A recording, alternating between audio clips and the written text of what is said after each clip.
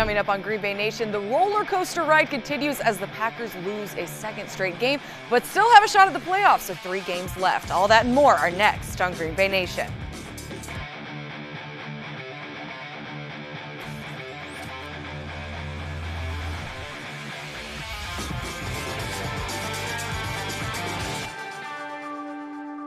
Hello, welcome to Green Bay Nation. I'm Lauren Helbrecht. Joining me to chat everything Packers, he's the Packers beat writer for the Green Bay Press-Gazette, Ryan Wood, and he's a radio host for 107.5 and 1400 The Fan, Marcus Eversole. It's the holiday season, as you can tell. Got a little dressed up. Before we start the show, what is the best holiday movie and why is it Elf?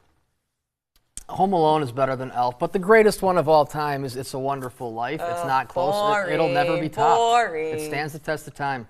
I'm a big fan of Clarence, so I have to agree. That's my Christmas Eve tradition is always It's a Wonderful Life. But Lauren, I just want to make a point that we are all here, we are all communicating, and we're all lined up right. So hooray us. That's good. Good start. Not a lot of people could say that about them. Good transition, Ryan. So let's switch from joy to sadness. Not joy. Because Packers defense might be getting coal in their stockings after that game. Green Bay loses to Tampa Bay 34-20. Not a horrible score, but Baker Mayfield was out there looking like a superstar. He became the first visiting QB in history to have a perfect passer rating at Lambeau. These stats are just unbelievable. Second straight week, the quarterback facing the Packers earns Player of the Week honors. So what are we chalking this up to this time? Do you think it's scheme, coaching, execution, communication, or something totally different? Marcus, start. Not something totally different, but probably all those things. Yes, yes, yes, and yes. Scheme, execution, coaching, all those things. I mean, frankly, it's hard to even know where to begin how to answer that question because it was that bad against the Buccaneers. These were the Tampa Bay Buccaneers. That's not a very good offense. That's Baker Mayfield. I know he was the #1 overall pick once upon a time, but Baker Mayfield's career hasn't exactly unfolded like he hoped it would.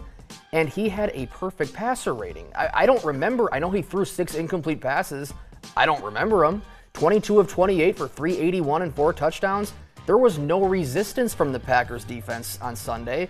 And just when we all know that the run defense has been the biggest problem, it was almost as if the Packers wanted to remind everybody that, hey, we can also be pretty bad against the pass too. We're equal opportunity here. I mean, that was absolutely abysmal. Yeah, it's kind of like Jurassic Park when the guy gets out of the car with the T-Rex and is waving the flashy stick and then the T-Rex follows him. You know, get the attention in the wrong way and it's not going to go well for it. Baker Mayfield was sacked 5 times through 6 incompletions. If they wanted to force an incompletion, they basically had to sack him.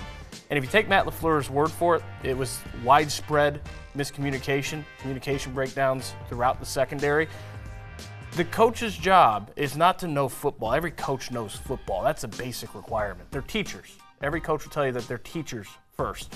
Their job is to teach the players what to do on the field. It's to teach them how to execute the play call, teach them how to line up in the right position for matchups.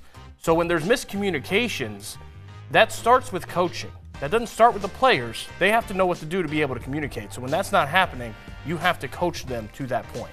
So I know we're still technically in the recap segment of this show, but I'm just not ready to move on from the defense because against the Giants, non-existent pass rush. Now it's the soft coverage, communication issues. I mean, at the end of the Giants game, Joe Barry told us Carrington Valentine didn't know the call on one of those plays, and now the second week in a row, it's communication problems. So how does the defense recover from these 2 weeks? Well, we know there's not going to be a coordinator change, at least not yet, not right now, and that's been a big topic of discussion all week, obviously, the job security of Joe Barry. And I don't want to put it all on Joe Barry because players make plays or miss plays. That's also true, but to Ryan's point, it's the coach's jobs to teach players, to get them lined up, to get them communicating, and there are instances where defensive players are just set up to fail right now. Devondre Campbell matched up on a slot receiver like Chris Godwin over and over and over again. I mean, 2 years ago, Campbell was a first-team All-Pro linebacker. That's true. He's just not able to cover Chris Godwin in space. Quay Walker was set up to fail in certain instances. And I know this is a matchup-based business where offenses are always looking for the mismatch to exploit, but it can't just be when the offense dictates what the defense does and they get the matchup they want. the defense can't just throw their hands up and say, well, there's nothing we can do. They got the matchup. It was a mismatch. What are we supposed to do about it? That's for the coaches to figure out. They have to have mechanisms in the defense to adjust. And it was just way too easy against the Buccaneers on Sunday. It looked like they had no answers. And the reason why you come out in that kind of matchup with your defense is to maintain the integrity of the structure of your defense, especially when you're down 2 starters in the secondary. If they're going to have a lot of moving parts before the snap, you want to maintain the integrity of your defense. The problem is when you don't adjust, when it's clear Devondre Campbell, a linebacker, can't keep up with Chris Godwin, and there's no let's try something else. Lauren, does that remind you of, I don't know, week 1 of last year against Justin Jefferson? How long have we been talking about this defensive coordinator, this defense being unable to adjust when something's not going well during a game? It's been literally years now. Literally years. Sometimes it feels like we do the same subjects on the show, and it's not because we are lazy. It's because we're following the trend of what's going on with the Packers. All right, let's look for a bright spot. It's the holiday season. There's maybe a couple presents under the tree. These young pass catchers have done really well. I mean, another touchdown for Jaden Reed. Tay Wicks out there despite his ankle injury. Tucker Kraft, going to call him the Yak Attack. That's my new nickname for him. Do you think Brian Gutekunst hit the jackpot in this draft class for his pass catchers? Yeah, I do. And I think you can combine that with last year's draft as well. Obviously, this season there was so much attention on Jordan Love, but on top of that, Jordan Love and all these young pass catchers, could they show promise and, be that backbone, be that thing to build around for the future? I think we have our answer. Jaden Reed has been a stud, and Dontavian Wicks is a dude. I mean, for a 5th-round rookie receiver to come in and do what he's done, making contested catches, what he's done after the catch. You mentioned Tucker Kraft filling in for Luke Musgrave. I mean, they're deep. These last 2 drafts, in terms of pass catchers, I think Goody killed it. Yeah, Jaden Reed and Dontavian Wicks are the 2nd and 3rd best receiver on this team behind Christian Watson. That's not a knock on Romeo Doubs, because if he's your number 4, you're cooking with gas when it comes to your skill set. And it's at the point now where they don't, all this talk first half of the season, well, they need to go and draft another receiver high. Hopefully you get a top 5 pick, get Marvin Harrison Jr. They don't need to draft their high. They let these young guys grow together because they're showing a lot of potential. All right, when we come back on Green Bay Nation, there might be trouble at 1265, at least if you look on Twitter. We're breaking down the Packers' defensive struggles even more, like Joe Barry's future and how leaders are feeling in the locker room. That's next. Welcome back to Green Bay Nation. Lauren Helmbrecht alongside Ryan Wood and Marcus Eversole.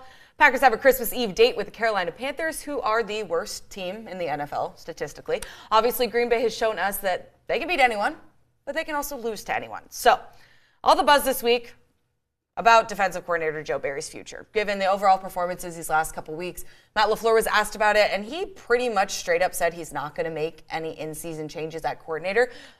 Ryan, do you think he should?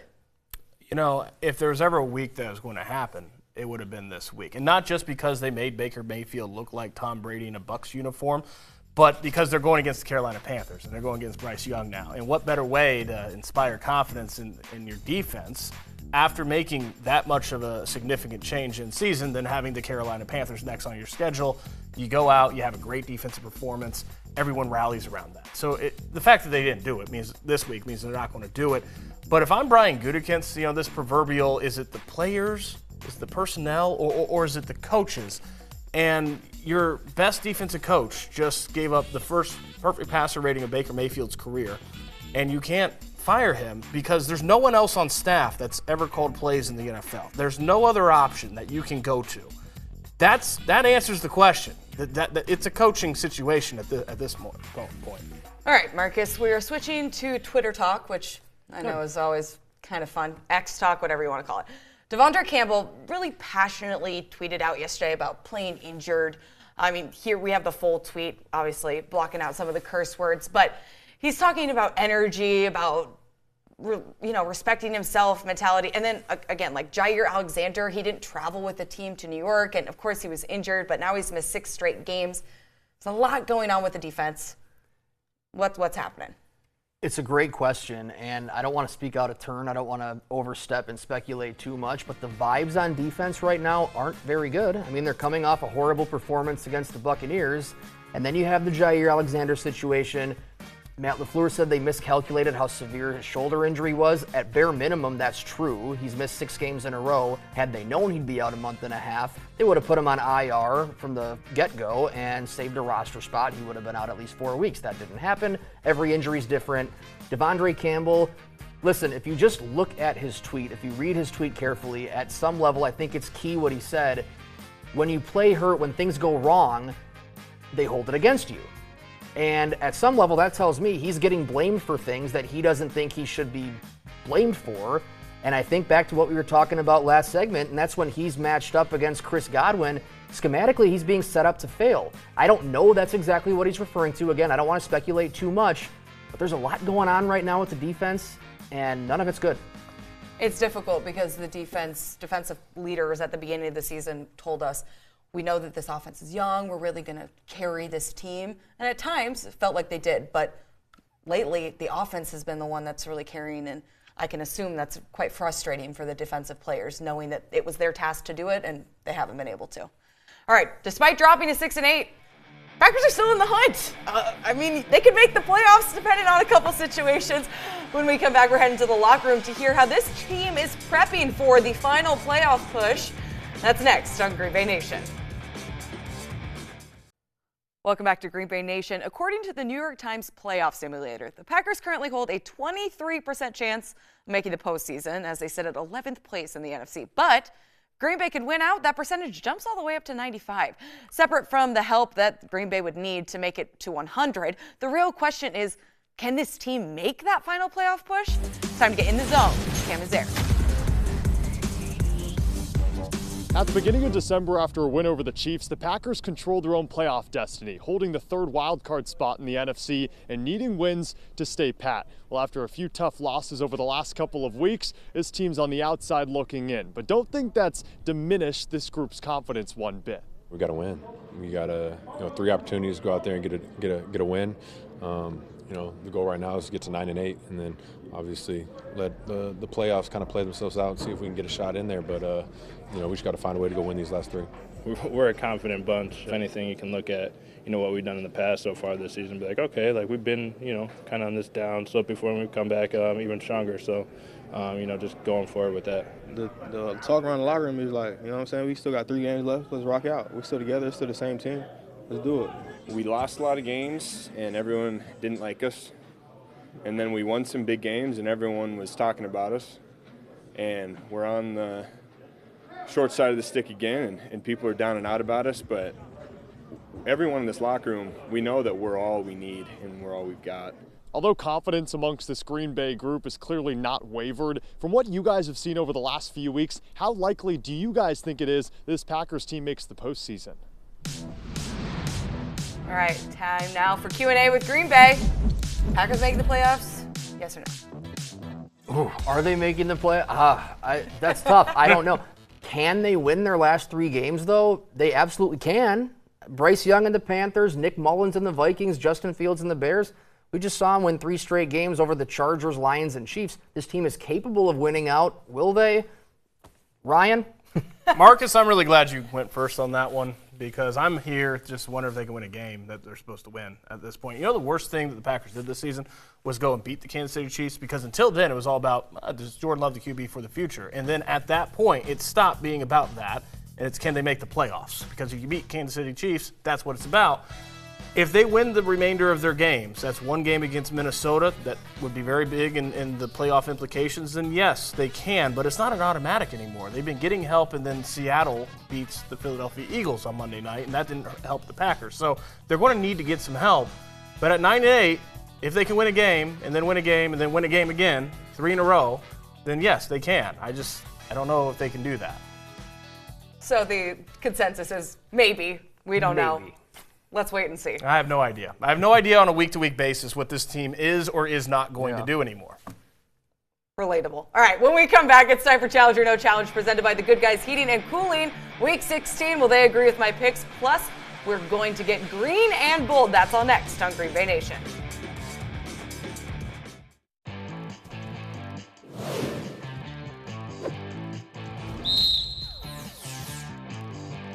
Lauren Helmbrecht, Ryan Wood, and Marcus Eversalt here on Green Bay Nation. Time now for Challenge or No Challenge, presented by the Good Guys Heating and Cooling Week 16. I have a couple options. If you agree, nothing happens. If you disagree, flags hit the floor. Sound good? Yep. All right, so we talked earlier about the rookie pass catchers. I am loving Jaden Reed. He's leading the team in touchdowns with 6 receiving, 2 rushing. Why not keep it going? Challenge or no challenge, Jaden Reed scores a touchdown in this game. I will not challenge that. I think right now, if you're betting on any Packer to score a touchdown, Jaden Reed is probably the safest bet. I mean, they use him in so many different ways. Run game, pass game, horizontal stuff, whether it's jet sweeps or shovel passes. The dude's a player. I think he scores a touchdown. Options are good, Lauren, and Jaden Reed also has options. You can get into the end zone multiple ways, and that's a good thing. Did not practice today. He's got a chest and a toe, but I think he will. He's been gutting through A lot of banged up injuries forever now. So, yeah, I think that he will, and he'll get in the end zone on the field.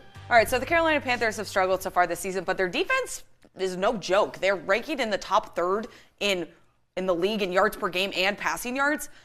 Must-win game for the Packers, though. So challenge or no challenge, Jordan Love throws for at least 225 yards. I'm going to challenge that. I do think that's a good number. I think it'll be close. You're right, though. The Panthers, you think a 2-12 team, they're just bad. And their offense is just bad. Their defense, not that bad. Like their bottom, it's weird, though. They're bottom 5 in scoring defense. They give up a lot of points, but top 3 in yards allowed. Go figure, that math ain't really mathing, but this is not a bad Panthers defense. I think it could be tough sledding for the Packers offense. Yeah, it's fair. I'm not going to challenge. I think that, we just talked about all these great receivers around him, right? And Jordan Love's been awfully good. He bounced back. We didn't even talk about it. Like, Jordan Love had a big bounce back week last week.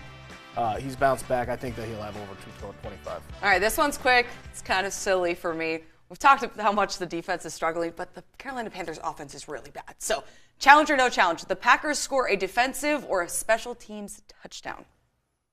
I mean, I feel like I'm supposed to challenge it. Most games don't have a defensive touchdown or a special teams touchdown, but I'm not gonna. It's Christmas Eve, and it would be really fun to see the Packers have a defensive touchdown or a special teams touchdown or both, so no challenge. That's very festive of you. I am looking at this very realistically, and I don't know how to make this emphatic enough, so I'm challenging. 3 flags! We've never seen 3 flags. Now it's definitely going to happen, so you're welcome. All right, well, when we come back, we'll talk about this game, see who's going to win in Week 16. We're getting green and bold when we return on Green Bay Nation.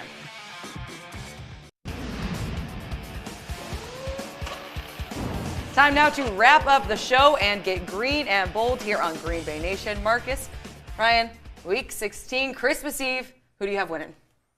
I have the Packers, but I'll be the first to say I have no idea. I don't even know the last time I've gotten a game prediction right, but I'm picking the Packers.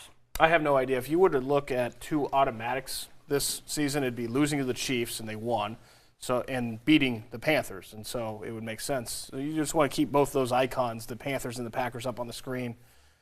I guess I'll take the Packers. I just want to say, everyone, these are 2 of the most informed people who cover the Packers. No idea. And they have no idea what's going on with this season. I would say that's general sentiment.